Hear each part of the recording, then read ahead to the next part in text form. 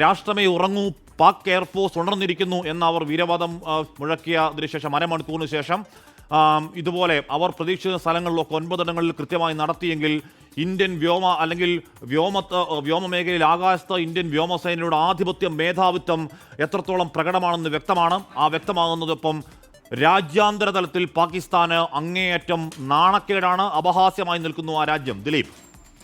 ഹാഷ്മി, പാകിസ്ഥാന്റെ കണക്കുകൂട്ടലുകൾക്കപ്പുറമായിരുന്നു ഇന്ത്യയുടെ തന്ത്രം എന്നതാണ് ഇതിൽ ഏറ്റവും പ്രധാനപ്പെട്ട കാര്യം. അതുകൊണ്ട് തന്നെയാണ് പാകിസ്ഥാൻ നേരത്തെ തന്നെ പഹൽഗാം ഭീകരാക്രമണത്തിന് മുമ്പ് തന്നെ നിയന്ത്രണ രേഖയിലുടനീളം സൈന്യത്തെ വിന്യസിച്ചു. അവർ റഡാർ സംവിധാനം അതിർത്തിക്കപ്പുറം വളരെ ശക്തമാക്കി പുതുതായി കൂടുതൽ റഡാറുകൾ സ്ഥാപിച്ചു. അവരുടെ ലോഞ്ച് പാഡുകൾ, ഭീകരരുടെ ലോഞ്ച് പാഡുകളിലൊക്കെ അവർ അവിടെ നിന്ന് ഭീകരരെ മാറ്റി. അങ്ങനെ വളരെ സുരക്ഷിതം എന്ന് പാകിസ്ഥാൻകാർ കരുതിയിരുന്നിടത്താണ് ഇന്ത്യ കൃത്യമായ കണക്കുകൂട്ടലുകളോടുകൂടി ഈ ആക്രമണം നടത്തിയത്. അതിർത്തിയിലെ പാകിസ്ഥാൻ സേനാ വിന്യാസത്തെക്കുറിച്ച് ഇന്ത്യക്ക് നല്ല ധാരണയുണ്ടായിരുന്നു. അതുകൊണ്ട് തന്നെ അതിലെ പഴുതുകൾ കണ്ടെത്തി ആക്രമിക്കുക എന്നതായിരുന്നു ഇന്ത്യയുടെ നിലപാട്. നേരത്തെ ഹാഷ്മി സൂചിപ്പിച്ചതുപോലെ ഇന്നലെ പാകിസ്ഥാൻ എയർഫോഴ്സ് അവർ രാജ്യമേ സുഖമായി ഉറങ്ങിക്കൊള്ളൂ, ഞങ്ങൾ കാവലുണ്ട് എന്ന് പറഞ്ഞ് അതിൻ്റെ ചൂടാറും മുമ്പാണ് ശക്തമായ തിരിച്ചടി ഇന്ത്യയുടെ ഭാഗത്ത് നിന്ന് പാകിസ്ഥാൻ വ്യോമസേനയെയും കരസേനയെയും നാവികസേനയെയും എല്ലാം ഞെട്ടിച്ചുകൊണ്ട്, പാക് ഭരണകൂടത്തെ ഞെട്ടിച്ചുകൊണ്ട് ഇന്ത്യയുടെ ഭാഗത്തു നിന്നുണ്ടായത്. അതുമാത്രമല്ല, പാകിസ്ഥാൻ ഇപ്പോൾ ഇങ്ങനെ ഒരു തിരിച്ചടി ഉണ്ടാകുമെന്ന് കരുതിയിരുന്നില്ല. ഒന്ന്, അവർ നേരത്തെ ഒരുക്കിയിരുന്ന സേനാവിന്യാസം കൊണ്ട് ഇന്ത്യ ഒരു മിന്നലാക്രമണത്തിന് മുതിരില്ല എന്ന് കരുതി.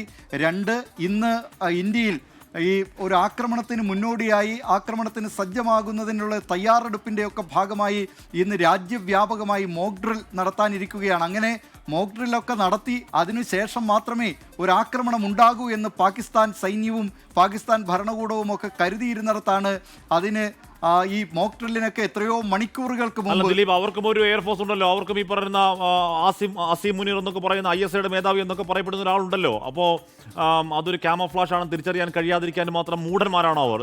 ദിലീപ്, അവിടെ ഓർത്തു നോക്കുക, ഈ ദിവസങ്ങളിലൊക്കെ എന്തും സംഭവിക്കാമെന്ന് അവർ ചിന്തിക്കുക മാത്രമല്ലോ, അവർ പാതിരാത്രി എഴുന്നേറ്റ് അസാധാരണ വാർത്താ സമ്മേളനത്തിൽ അടിക്കാൻ പോകുന്നു ഇന്ത്യ എന്ന് പറഞ്ഞുകൊണ്ടിരിക്കുകയാണ്. അപ്പോൾ നേരത്തെ നമുക്കറിയാം, പുൽവാമയിൽ നമ്മൾ തിരിച്ചടി നടത്തിയ സ്ഥലങ്ങൾ ഇത്തരത്തിൽ ഭീകരവാദ കേന്ദ്രങ്ങൾ തന്നെയായിരുന്നു. അവർ മസൂദ് അസറിനെ ഒളിപ്പിക്കുന്നുണ്ട്, ലാഹോറിൽ ഏതോ ജനവാസ മേഖലയിൽ എങ്ങോട്ടും ഒളിപ്പിക്കുന്നൊക്കെ ഉണ്ട്. അപ്പോൾ അവർ മുൻകരുതലെടുക്കുന്നുണ്ട്. ആ മുൻകരുതലുകളെ അങ്ങേയറ്റം നിഷ്പ്രഭമാക്കുകയാണ് വ്യോമസേന.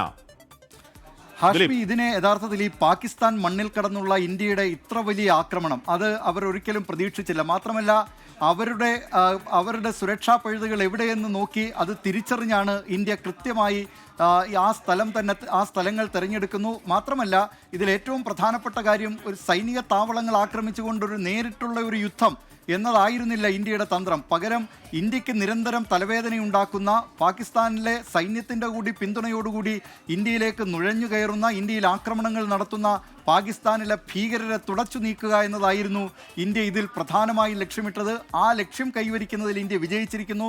നേരത്തെ പാകിസ്ഥാൻ മണ്ണിൽ കടന്ന് പാകിസ്ഥാൻ പോലും അറിയാതെ ഒസാമ ബിൻ ലാദനെ അമേരിക്ക കൊലപ്പെടുത്തിയ ഒരു ചരിത്രം നമുക്ക് ഓർമ്മയുണ്ട്. അതിനുശേഷം അവരുടെ മണ്ണിൽ കടന്ന് ഇങ്ങനെ വലിയ വ്യാപകമായി, അന്ന് ഒസാമ ബിൻ ലാദനെ മാത്രമാണ് അമേരിക്ക ലക്ഷ്യമിട്ടിരുന്നതെങ്കിൽ ഇന്ത്യ അവിടുത്തെ പ്രധാനപ്പെട്ട ഭീകര സംഘടനകളായിട്ടുള്ള, ഇന്ത്യക്കെതിരെ നിരന്തരം ആക്രമണങ്ങൾ നടത്തുന്ന, നേരത്തെ ആക്രമണങ്ങൾ നടത്തിയിട്ടുള്ള ലഷ്കർ-ഇ തയ്ബ, ഹിസ്ബുൾ മുജാഹിദീൻ, ജെയ്ഷെ മുഹമ്മദ് തുടങ്ങിയ ഭീകര സംഘടനകളെ അവരുടെ താവളത്തിൽ ചെന്ന് ആക്രമിക്കുകയാണ് ഇന്ത്യ ഇത്തവണ ചെയ്തത്. അത് ഏതെങ്കിലും ഒരാളെ മാത്രമല്ല, ഒന്നിലേറെ താവളങ്ങൾ ലക്ഷ്യമിട്ടുകൊണ്ട് 9 സ്ഥലങ്ങളിൽ നടത്തിയ ഈ ആക്രമണത്തിൽ ഒട്ടേറെ ഭീകര പരിശീലന കേന്ദ്രങ്ങൾ, ഭീകരരുടെ താവളങ്ങൾ, ഇതൊക്കെ ഇന്ത്യ ലക്ഷ്യമിടുകയും ആ ലക്ഷ്യം വിജയകരമായി പൂർത്തീകരിക്കുകയും ചെയ്തു എന്നതാണ് ഇന്ത്യക്ക് അഭിമാനിക്കാവുന്ന കാര്യം. ഏതായാലും ഇന്ത്യയെ സംബന്ധിച്ച് ലക്ഷ്യമിട്ടതുപോലെ തന്നെ ഈ കാര്യത്തിൽ, അതായത് ഭീകരരുടെ കാര്യത്തിൽ, ഭീകരരെ ഉന്മൂലനം ചെയ്യുന്ന കാര്യത്തിൽ പ്രധാനമന്ത്രി നരേന്ദ്രമോദി ഏതാനും ദിവസങ്ങൾക്ക് മുമ്പ് പറഞ്ഞ കാര്യങ്ങൾ നമുക്കറിയാം. അദ്ദേഹം ബീഹാറിലെ പൊതുയോഗത്തിൽ പറഞ്ഞതാണ്, ഈ ഭീകരതയുടെ വേരറുക്കും ഇന്ത്യ എന്ന കാര്യത്തിൽ, അതിന് ശക്തമായ തിരിച്ചടി നൽകും എന്ന കാര്യത്തിൽ. അങ്ങനെ ഭീകരതയുടെ വേരറുക്കുന്നതിന് ഭീകരരുടെ നാട്ടിൽ ചെന്ന് അവരുടെ താവളങ്ങൾ തെരഞ്ഞു പിടിച്ച് ആക്രമിച്ചിരിക്കുകയാണ് ഇന്ത്യ. അക്കാര്യത്തിൽ ദിലീപ് കുമാറാണ് ന്യൂസ് ഡെസ്കിൽ നിന്ന് വിവരങ്ങൾ നൽകിയത്.